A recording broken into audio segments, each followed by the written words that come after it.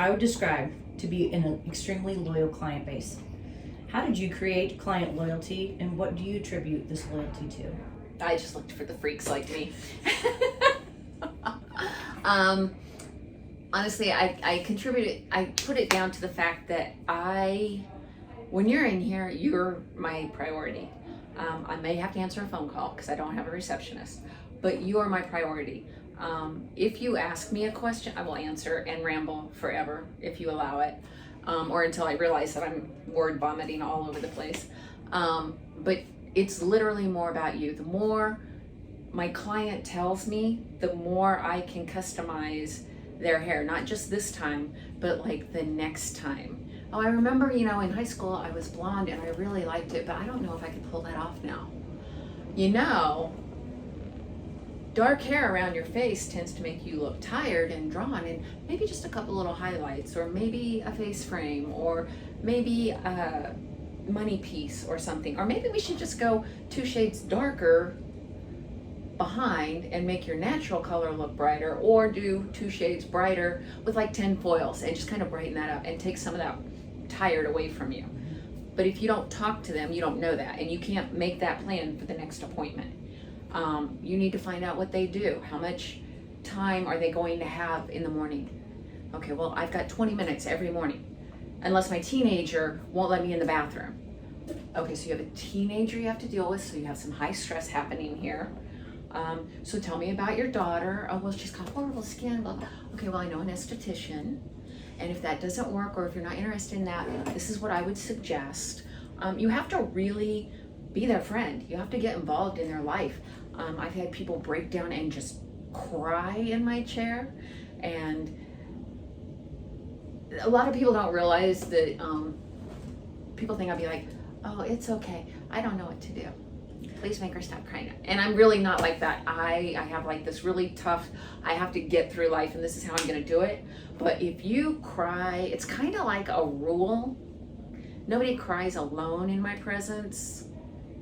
So if I'm not actively crying with you, then I'm usually hugging you or telling you it's gonna be okay, talking you through it, maybe making suggestions for therapy if that's what I think you need or you might benefit from.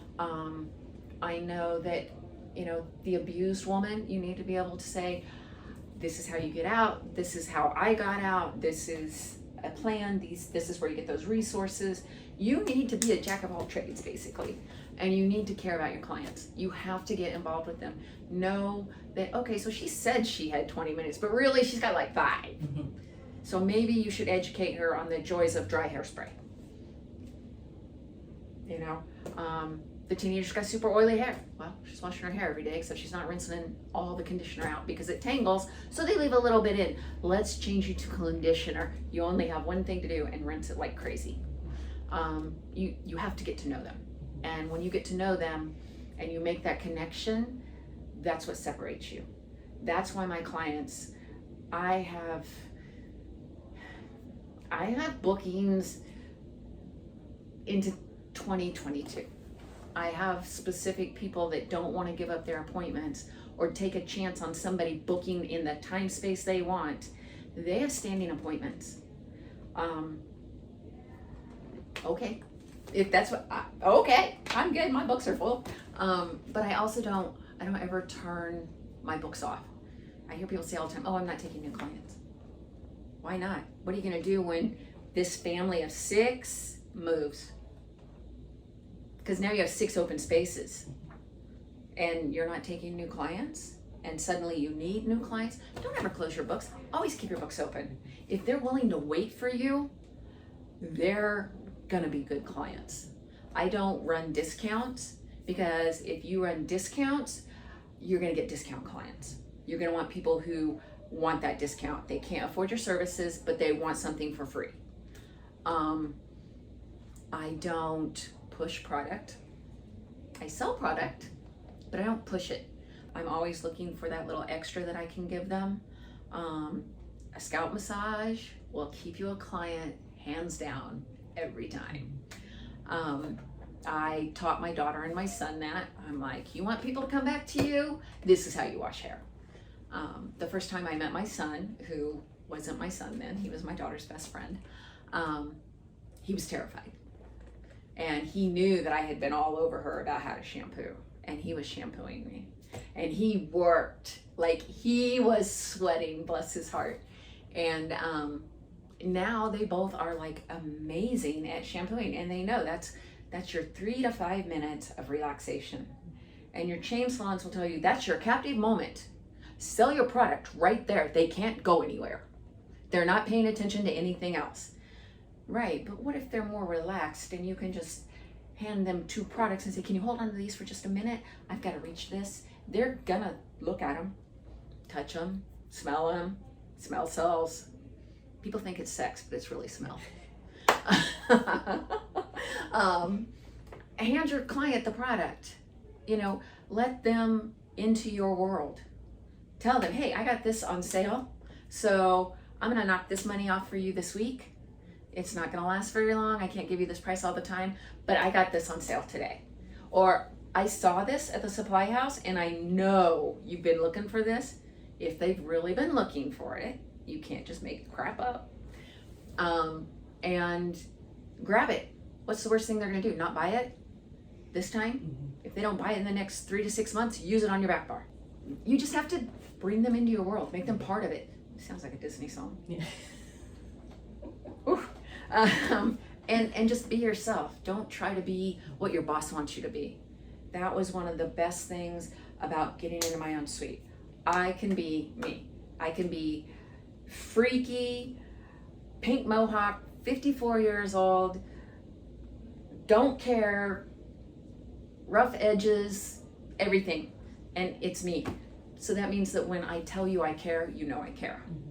And you can trust me. I'm not gonna sell you this because I have to get this many this month. What are the steps you take when consulting with a new client, and why do you feel the consultation component of your services are so important? Again, you have to get to know your client. If I give you silver hair, I need to know that you're going to be able to afford that. So if you're a waitress and you want silver hair, I need you to know that it's going to be this amount of money every 3 to 5 weeks without fail. Because if you come in on week 6 or 7, it's probably going to cost you more because we're going to have an issue due to the ban, due to blah, blah, blah, blah, blah. I'm just honest with them, and they have to be honest with me. I need to know what kind of life they have. I need to know what their financial expectations are in the future for their hair. I need to know if they're going to be able to invest the money as well as the time with products. I need to know how much I have to educate them. I need to know if it is a one-off. You know, a lot of these bright colors is a one-off. You know, I think I want purple hair. Okay, let's do purple hair. It's gonna fade to lilac with this particular brand, and it's going to either stay really long, which is my goal all the time, or it's gonna wash out. I have people come in during the summer and they want pretty hairs for the summer, but they can't have it when they go back to school. Okay, then we need to stay with shades of lavender, and you're gonna be blonde silver when you go back to school. I have to know what you're going to be planning on in 2 months, 3 months. Are you gonna swim? Because I'm not putting color in your hair that will come out the first time you go in the water and have your parents or you have spent money for no reason. I'm not going to allow you to make a bad investment on my behalf. Wait, that's not right. To make a bad investment that you'll regret later. I don't want buyer's remorse. I want repeat clients. I want friends. I want people who walk in and go, I trust you, do whatever you want. Because no hairstylist loves that more than anything else in the world. I don't care, just do whatever you want. Okay. And don't assume that your client knows what they're talking about. Right, so there is a language barrier. And it's not just your client and you, it's you and I. We don't speak the same language. We went to different schools. We've worked in different places. So if somebody sat down in my chair 10 years ago and said, I want an A-frame, I would have went, what? You know, it's shorter in the back and longer in the front. Oh, you want a diagonal forward bob. What? It's okay. You're really pretty. Just sit here. I know what you want now. But the great thing is now we have technology, as much as I hate technology. So an A-frame, a diagonal forward, elongated bob, reverse bob, so many names for one haircut. And they think that they are using the word, the name, and they have no clue. So you have to dig through. They don't know what they want. They think they do, but they don't. I had a girl come in, I don't like this color she put on me, I want my money back, blah, blah, blah, blah, blah. And I was like, hold on. And I went and I got the color swatch and I held it up to her hair. Is this the color you wanted? Yes. And I took it and I held it next to the book and I went, they match identical. Well, it's not what I expected. Okay, we can fix that. But that was a lack of communication. And when you are in the industry, communication is your key. You have to know how long they have to spend, how much money they've got, how they're planning on taking care of it. What advice would you give to anyone struggling to build a client base? Rather, what does it really take to build a base like yours? Open your mouth. My kids will tell you that I hound them all the time. Do you have cards on you? What do you mean you don't have cards on you? And then I will look at their spouse. Do you have cards on you? Why not? I trained my husband. He carries cards. He walks up and he goes, you want my wife to do your hair? Oh, I see you have fun colored hair. My wife does hair. This is her salon. We own it. Get your spouse, get your friends, get your family, get your best friend, get your teacher, get anybody you know to have 5 cards on them. Then check with them. Do you still have your 5 cards? Do you need more? When you go to the bank, hey, I love your hair. That's really awesome. Do you have a stylist? You do. Okay. Well, that's awesome. I'm so glad to hear that. Where do they work? That's a great salon. Sweet. So if you know anyone who doesn't have a stylist or your stylist can't get them in, could you maybe pass them this card? Waitresses, bank, cash register, stranger on the street. I love your shoes. And they will talk to you. Give them a compliment. It doesn't matter. People like compliments. Don't be fake about it. Be genuine. I love your image. You look so polished and professional. How do you do that? Well, blah, blah, blah, blah, blah. And then I'm not really happy with my hair. Really? That's unfortunate. It just so happens that I own a salon. I literally went home this weekend. I stop in Emporia all the time for your little rest break. I'm coming out and I'm going to my car just kind of blinded, blinders on. And I hear this, I love your hair. And I was like, oh my God. And I was like, oh, thank you. I actually have a salon. She's like, oh, it's so awesome. I was like, well, she said, oh, it's a 316 number. Are you from Wichita? It's like, yeah, I am from Wichita, but I live in Kansas City now. However, if you're from Wichita, my daughter has a salon down there. And so I tell her my daughter's salon is, head case, and she specializes in colors and blah, blah, blah, blah, blah. And she's like, well, actually, we live in Overland Park. I'm sorry, what? Okay, so this perfect stranger, I went in to go to the bathroom, and I came out. She complimented my hair because my hair was done. I went on the road. I didn't not do my hair. I didn't wear no makeup. I was polished from here up, right? And I think I wore jeans and a t-shirt because that's what I always wear. But she saw my hair and I was together enough that I wasn't embarrassed to talk to her and tell her that I own my own salon. Tell her that my specialty is colors. Tell her that, oh, you're from this area, I can recommend somebody from that area. And that, of course, led into a discussion about my son's salon, which is part of the LGBTQ community, and my daughter's a safe space, and I'm a safe space. And I mean, people will find you, but you have to look the part. If you go out there and you have a messy bun and no makeup on, nobody gives a darn what you look like. Or what you do, because if you can't take care of you, how are you going to take care of me? You can't even get yourself together. No, you are not touching me, sunshine. Ain't happening. However, you look fantastic. They want to know. Pretty people have easier lives. You don't have to be pretty. You just have to try. That's all it takes. When you feel pretty, you have more confidence. Confidence is the key. Open your mouth, wear the look that you want to do, and talk to everybody. You have to get out there and you have to want it. You have to build a clientele that you're not going to dread every day. It doesn't, and I found that out when I worked for other people. I might not want to go to work, but it wasn't because of the people in my chair. It was because of the people I worked with. I didn't want to see so-and-so. I didn't want to deal with such and such baggage.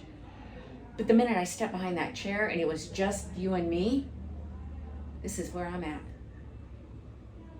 I will talk to you in just a minute. I will be back to the break room. What were you saying? And that person in your chair is all that matters. Everything else is secondary. You want clientele? Look for your friends. Advertise who you want. You're not going to get a long-haired beauty if you have a pixie. You're not. She doesn't know anything about long hair. That's going to make your life harder. Wear what you want to do. Project what you want. It will come back to you. And I know that sounds so cheesy, but it's true. It's true. If I didn't have a pink mohawk. Right. Yeah. Effort. Effort is key. You have to put it out there. You have to. Yeah, it's not just going to come to you. No, and neither are the clients. No matter where you are. No, I don't care if you work at Fantastic Sam's. Be loyal to them and they will be loyal to you. Do your best. Put your effort into every client. If your little prom girl is a nightmare and she's not usually your client, you can fix that. You just have to redirect and teach her. Okay, so we're going to learn to communicate. We're going to have a really good consultation, and you're not going to be freaked out and talking and touching while I'm doing your hair. There's tricks. There's tricks. You do an updo and they won't keep their hand out. There's tricks. I got you. Right. Awesome. What is your secret formula to success? I don't quit. My husband wanted to move, and I told him, I've got 25 years here. You don't understand. I'm going to go back to minimum wage. You have to be able to support me. It'll take me 5 years to build up clientele. Not necessarily. You have to know there's no magic number. There's no secret formula. It is hustle and grind, 100%. Know where you want to go, or at least be flexible enough to let the fates take you where you're supposed to be. And do what you love. I love hair. Somebody asked me, what are you gonna do when you retire? Die? I don't plan on retiring. I really don't. It sounds like a nice pipe dream. I don't know what to do. I have a sweet mate so that I have to take days off. Because until I got her, I was in here every day. No lie. I remember.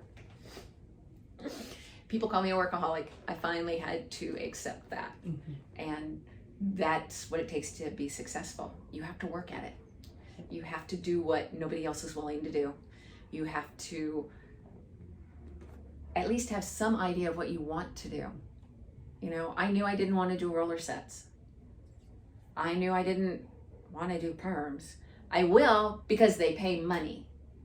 And you have to stay up with trends. You have to stay up with kids. And I know no one wants to do kids, but I have done 3 and 4 generations of families, and I have watched little kids that I had to tuck a dollar bill or a comb underneath their chin and say, if you can hold this, you can keep it.